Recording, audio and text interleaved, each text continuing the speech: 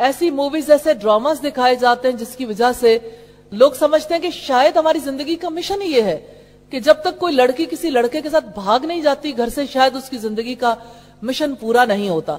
और जब तक यानी कि कोई लड़का जो है वो किसी लड़की के साथ दोस्ती नहीं कर लेता, शायद उसके लड़का होने पर ही एतराज किया जाता है। हमारे पॉर्लर्स, हमारे फैशन डिजाइनर्स, हमारी पूरी सोसाइटी जिस जानिब लगी हुई है वो किसी न किसी तरह से अपने आप को खूब से खूबतर बनाकर लोगों के सामने पेश करने की ख्वाहिश है। यानी अगर बाजुओं की तरफ देखिए तो बाजू ऊपर होते होते कहां चले गए, अगर टांगों की तरफ देखिए तो टांगों का लिबास ऊपर होते होते कहां तक पहुंच गया, और अगर पेट को देखें या ऊपर से गले को देखें, यानी हर सूरत में औरत के जिस्म को लोगों की हवस का निशाना बनाने के लिए तैयार किया जाता है। और दूसरी तरफ जो है औरत को ये फरेब दिया जाता है कि आप जब तक पुरकशिश और हसीन नहीं नजर आओगी तो आपकी जिंदगी का मकसद ही पूरा नहीं होगा।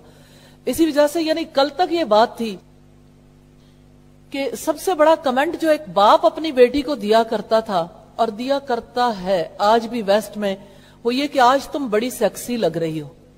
इस लिहाज से अगर आप देखें तो ये पूरी सोसाइटी के अंदर जो इस वक्त नक्शा बन गया है, ये सारे का सारा ईमान की बजाय, हया की बजाय बेहयाई पर इसकी बुनियाद रखी गई। और इसके पीछे यही है कि इंसान बच नहीं सकता जब तक कि वो अपनी नाजायज ख्वाहिशात को, वो ख्वाहिशात जो उसने अगर अपने अंदर दबा के रख ली तो वो चैन की जिंदगी नहीं बसर कर सकेगा।